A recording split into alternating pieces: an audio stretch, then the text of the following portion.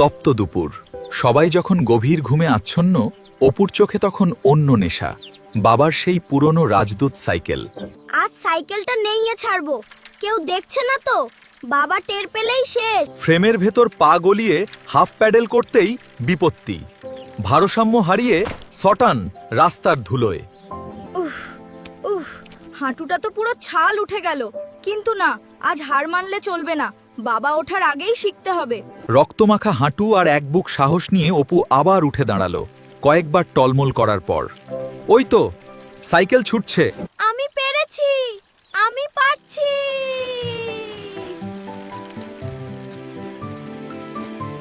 ছোটবেলার সেই ক্ষতগুলো শুকিয়ে গেছে, কিন্তু প্রথম সাইকেল চালানোর সেই জয় আজও অমলিন।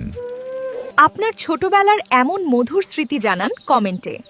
পরবর্তী ভিডিওতে নিজের হারিয়ে যাওয়া ছেলেবেলা খুঁজে পান।